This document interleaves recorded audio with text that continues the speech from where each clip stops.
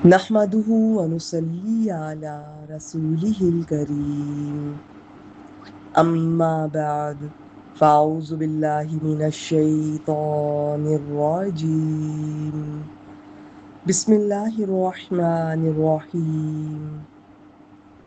آج انشاءاللہ تعالی بإذن اللہ ہم سورۃ البقرہ کی اگلی آیت کریمہ آیت نمبر 202 کا ترجمہ اور مختصر تفسیر دیکھیں گے. آیت نمبر 200 سے لے کر 202 تک ایک ہی مضمون چل رہا ہے. آئیے دیکھتے ہیں آیت نمبر 202. بسم اللہ الرحمن الرحیم. اولئک لہم نصیب مما کسبوا.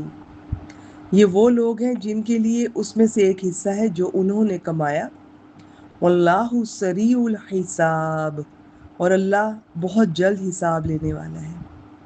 ایک بار پھر میں آپ کے سامنے یہ تفصیلات رکھ دیتی ہوں.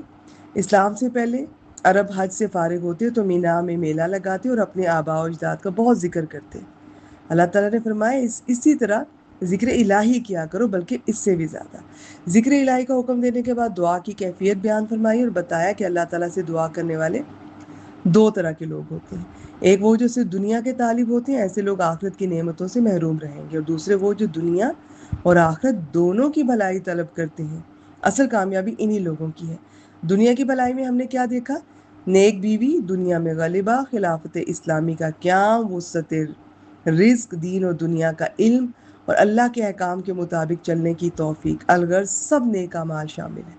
اور آخرت کی بھلائی میں دوزخ سے نجات، جنت، رضائے الہی کا حصول، حساب میں آسانی اور اللہ تعالیٰ کا دیدار شامل ہے.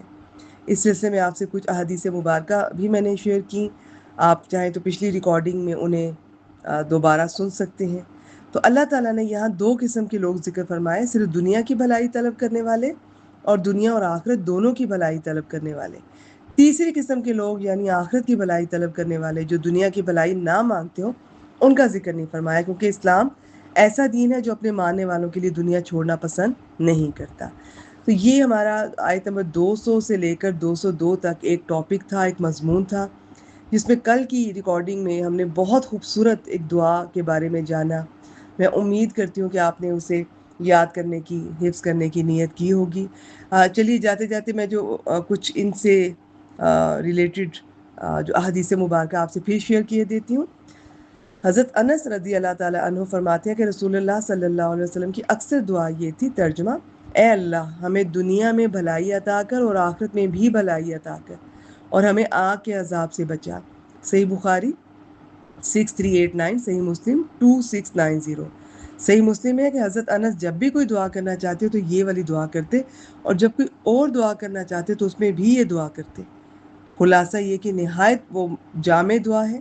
کئی احادیث مبارکہ سے ہمیں اس کی اہمیت اور فضیلت کے بارے میں پتہ چلتا ہے. خود بھی یاد کیجئے، بچوں کو بھی یاد کروائیں. عربی میں کروائیں تو زیادہ بہتر ہے، نہیں تو کم از کم آپ کو پتہ ہو کہ اس کا مفہوم کیا ہے.